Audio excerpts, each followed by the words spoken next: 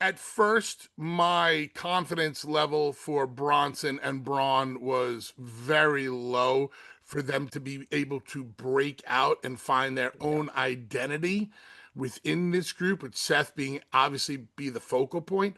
But Yeah. I think they're both doing a good job finding their way. I think creative is doing a good job helping them to find their way. I think I feel it a little bit more when Bronson is alone with Heyman as opposed to Braun being alone with Heyman, although I think that Braun is the guy in the future. Your thoughts on any of that? Yeah, no, that's a really great point because I've seen it before where I'm like, I don't know where are these guys going. Is this going to work? Is there some symmetry? And obviously that takes time. It can't be like it's 2 weeks in, guys. Got to pull the plug. Like it's. I watched them at first, and they seemed like it wasn't four friends with all of them get together. But watching it happen, and that's a great point. When it was Heyman and Bronson, I went, man, maybe I'm looking at a marquee here. Heyman and Bronson versus Roman. Hell yeah, that looks sick. But really easily, if Seth's out there laughing in front of him, you go, oh, okay. It's one of the Batmans. It's one of the henchmen for the Riddler with like a 22 on a 23 on him, and you're like, ah, Yeah. okay, that's fine. But that's a great point that you make. Like watching him talk, and I go, all right, I was blown away. I knew Roman's gotten a lot better. Like not that he was bad in any way, shape, or form, but he's so damn cool and confident and believable, and he's like transcended the wrestling promo that I we all get into to a point where you're like, and yeah, and I'm gonna, and we know. And he's just out there going, hey man, you're Samoan? That ass belongs to me, brother. I'm like, that's how some dick at a bar would be talking. And you go, that's legit. I believe it. I believe it so much. So watching that, I go, damn, Roman's so good. And then I go, all right, here's Bronson by himself. No one's out there in a positive or negative way. There's no Seth laughing or in a crazy clown outfit. You get Heyman and Bronson talking to Roman, and we're getting to business, not character bullshit. We're setting up, looking to get big box office down the road. I go, how is he going to talk? And I went, damn, all right, I believe it. He wasn't fast. He wasn't making. He wasn't making excuses. There wasn't twitches in his face. He was comfortable as hell. Not no, I don't think anyone's in Roman's situation comfortable wise. But watching him, I went, you know what? Him and Heyman, I like this. I want to see it. And then they had a pull apart that they used to do only for Brock and Roman or Brock and Cena, to where it's like, hey, there's this pull apart. We've all seen it before. Hey, they're fighting in the aisle, done before. Breaking apart, jumping back on top, making things happen, and almost breaking free and be looking to squish the guts out of Roman. I go, you know what? I'm still not there yet, but damn, that's a great start, and I believe it. And in a few months, years, that's going to be an avalanche of somebody to deal with. I like the big man, the traditional big man that Bronson is, the body type of the big man that we're not used to seeing in the WWE anymore. We have big men like Braun Strowman when he was there. We have big men like a Brock Lesnar or a giant like an almost, but not like the traditional Bam Bam Bigelow Yeah. esque big man or a King Kong Bundy big man, which Bronson is. And I love that because, Yeah. listen, everybody shouldn't look the same. I do understand that it is a cosmetic business, but there's nothing wrong with Bronson Reed's cosmetics. There's nothing wrong with Kevin Owens' cosmetics. Kevin doesn't know anybody named Jim, let alone go to one, but it works for Kevin because whenever Kevin is in there, he puts on a phenomenal match. Bronson is well on his way, and I like the fact that they're using somebody who doesn't look traditional. Now back to Roman. We can sit here and we can blow smoke up his ass. We can put him Yeah. over for the rest of the show because Roman has become what he has become, and that's the top of the food chain in the WWE. But Nick, is there an aspect of Roman's game? Is there something about Roman that you have not pointed out yet or you have not discussed yet as to what makes him this good? Is it just the amount of time that he has under his belt? Has he directly learned from Heyman? Is it from being in the ring with other guys because he's achieving a level of comfort in the ring and he's in achieving a level of success that, let's face it, only a handful of us as wrestlers Yeah. get an opportunity to do. So, what is it? Is there a certain intangible about Roman that makes him the one above all others? I think there isn't one thing, and all the different options you gave, I think it's a combination. And again, he could have had Vince's eye 9 years ago or 10 years, 9 years ago, and he could have been like, man, let's see if it happens, and someone else could have stepped up, and maybe they went a different direction. It was the timing of Vince choosing this guy and then going with it. But then he gets all the main event matches. Now he's absorbing from all the main eventers at the time that are trying to bring him into that circle. Then he gets the promo time. Then he's learned. I would assume for the first 8 years of that, he's learning behind the scenes with Heyman. And Heyman has a vested interest. If this guy main events WrestleMania, I'm out there for main eventing WrestleMania. Let me see how I can help. So everybody, and in this day and age, for the most part, to a fault that we've brought up before, people are there to help. We want like Nick. So many. I'm lucky as hell. I worked the Shield so many damn times. We went with like a pushing Seth for a while Roman was out, and then when Roman would come back, we get matches all the time, and it was so fun. And Roman at the time, 5 6 years ago, was so 6 7 years ago, was so damn busy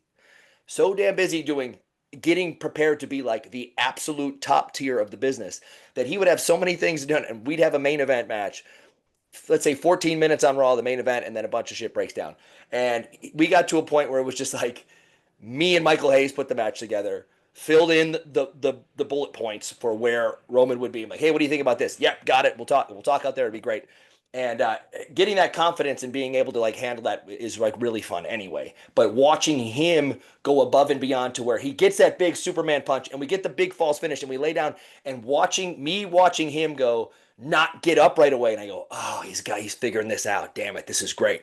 And we get to the next point, and we're gonna get to a spear. Everybody relax, it's fine.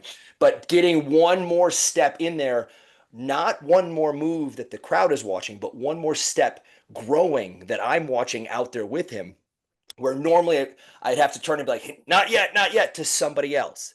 And watching him sit there and absorb it, going, he's been learning from the best. It's making my job so damn easy. We're going to get to our thing, whatever. But I watched him in the ring get better. And then slowly, it felt forced for a long time. And we've talked about suffering succotash and all the other stuff that he was doing and surviving that. And I don't know if those are tests or if they go, I want to see if the crowd will be behind it for Vince, whatever. He morphed into, I know how to do this. I know how to do this at the top level. I know where things belong. And watching him become this icon in the ring, it is all those factors. It was getting in the ring with Cena and Edge and Daniel Bryan and getting the tutelage from probably Vince personally. Heyman, huge behind the scenes, making things happen. Now, even in those situations, I've watched people talking with Vince, getting all the pointers, being their right-hand man, getting the information from Heyman, getting out there with some of the greatest of all time, and then you can't make that gold circle because there's only 3 or 4 of those guys every 10 years. And that, damn it, I watched it happen, and I'm happy for him, but he's put all those pieces together.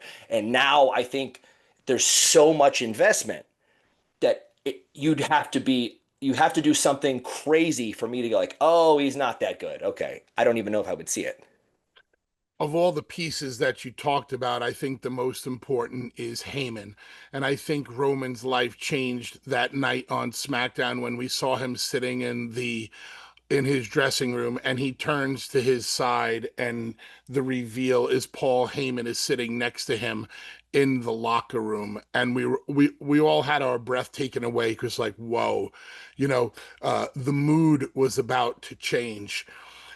When you take a look at everybody that Heyman has been aligned with, Paul is very smart, and he is going to align himself with main eventers who are going to make a lot of money, because thus he is going to make a lot of money. And at the end of the day, it's how many zeros you can put in your bank account that matters the most.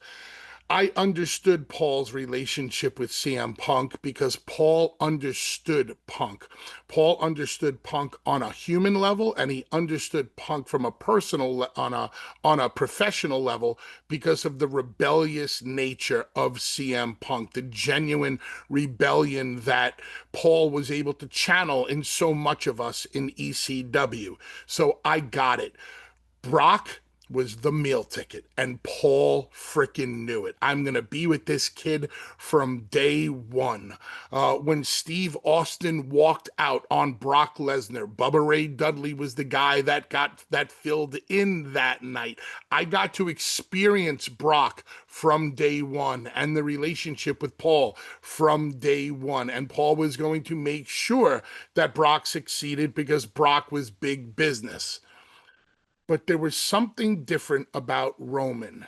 And I believe that Paul was going to make sure that Roman worked out because of his relationship with Alpha and Sika and the entire Samoan family, and Paul managing the SST, the Samoan SWAT team back in the day, and the relationship and the camaraderie and the love that the entire family had for Paul and that he had for them. I think this was also Paul's way of repaying Alpha and Sika for being so good to him back in the day, and the entire family being so good and welcoming him with open arms. He was going to make sure that he poured all of his knowledge into Roman, as if I'll be damned if this kid doesn't work out, because Vince botched Roman a bit in the beginning, and Roman was almost in that level of quicksand in wrestling where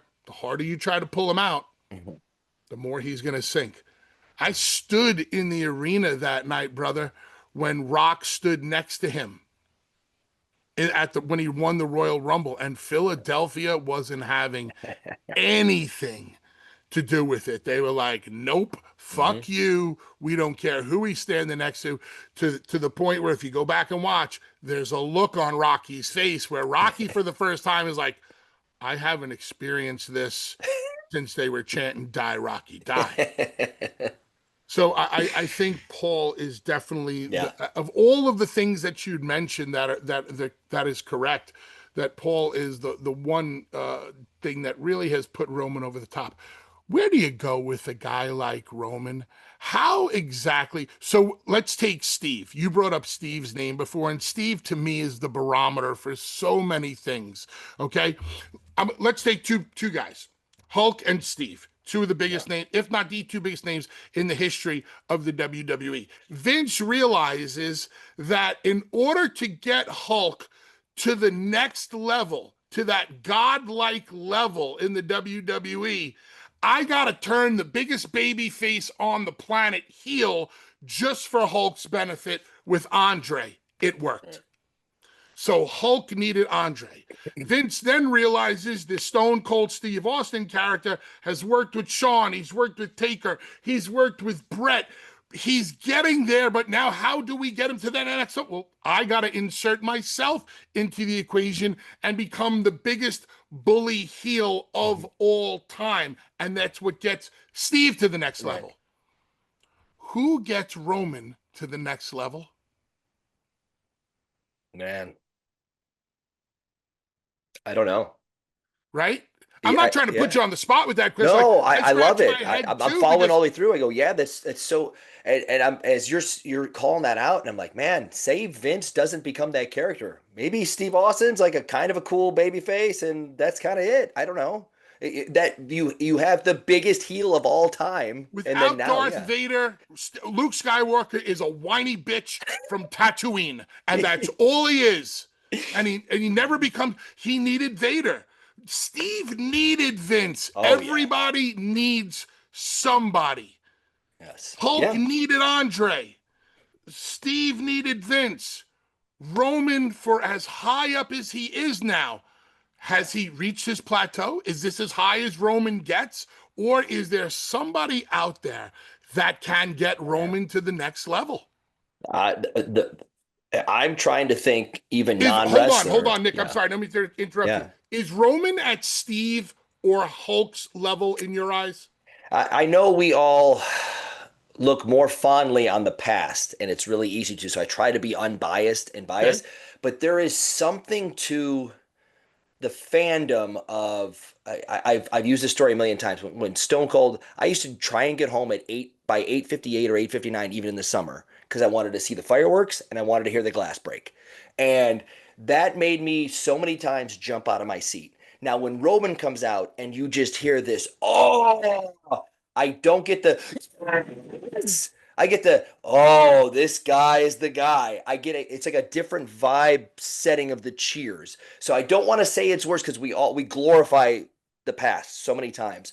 But when Hulkster's music hit, or when Warrior's music hit, when Honky Tonk Man was in the ring, it was like this jump out of your seat. Now, every couple of weeks or a couple of months when Roman comes back, his music hits, people react. But I don't know if it's maybe our generation because we're all filming it instead of like just being absorbed in the moment, or if you are, because last night I did see some people holding like a bunch of signs like the old days, like put the phone down, hold that sign up, and then when your guy's music hits or your gal's music hits, you jump up and go, yeah, holy shit. So I don't see the, yeah, holy shit, here comes Roman. I get the, man, this is the guy, this is beautiful, there's the aura. I don't know if that's just where we are now. Maybe if Stone Cold versus Vince is happening right now, everybody's got cell phones and they go yay in unison about aura and talking about like how great this is and he is. But I miss that genuine jump up like, "Oh shit. This is my guy. Let's go." And I don't know that that's it just could be 2025, or it could be we're missing one last piece that puts him over the top and solidifies him as one of the greatest of all time. So when you think, I'm big into the sound of pro wrestling and what sound does to a fan, and that very first thing that we hear. So when you think of, you're right on the sound that you hear and the body language of the fans of when Roman comes out. But I think the reason they respond the way they do is because of his music. Roman's music is very, it's almost royal or regal or godlike, or Yeah. like you're witnessing a deity come to the ring. Oh, Yeah. so you get the whoa, he's here. Here he comes. Let's stand. Let's all rise because we're about to get the majestic Roman Reigns. As opposed to, if you think of Hulk's music, dun, dun, dun, it, that Yeah. first beat makes you pop. If you Yep. think of Steve, the glass shatters, Yeah. you pop. Yeah. And I think that's where the sound and the physical reaction comes into play. Like when you hear the first couple of beats of, let's say, Dirty Deeds or Thunderstruck, right? Yeah. As opposed to Hell's Bells or For Those About to Rock. Yeah. Like Yeah. when I hear those, it's like, oh yeah, here it comes. Yeah, we're about to get it. But you're not popping the same way to Right. that same first beat. And I think that might have something to do with the way we Yeah. react to when Roman comes out. Yeah, that absolutely makes sense. Like even Warrior, it's just like guitar, ba ba ba ba. Like maybe that is it, but I wonder if. But I'm also trying to think. There's times when we were getting there, when it was Shield music, it would just go ba da da, and you still got the reaction. But I that's a great point. It really could be that. But I feel when they switched over to this music, maybe I feel like that's what they wanted. I feel like the WWE wants that royal, godlike, exactly what you're saying. We're in his presence. This is crazy. Instead of there's an invasion angle and Stone Cold's at a bar and finally he breaks the damn pool cue and jumps in his truck and takes off and it busts through the wall like the Kool-Aid Man and you go, yes. So maybe it really could be partially the music, which is crazy, but I don't think I feel like those riffs that we just went over that you brought up, that Vince in 2025, he's not calling the shots as far as I know. In 2025, Vince might see that as wrestling, which he hates when he's mad at me and he says that's some wrestling bullshit. We're supposed to do sports entertainment. And maybe it is like it is about the aura. It is about royalty is here, and he doesn't want the jumping out of seats. He wants like everyone fired up and going, we're witnessing history every time he walks out. But it's not the he's saving the day. Holy shit. So maybe that's what they're going for, but it genuinely could be I don't jump out of my chair because of the music. That's a great point.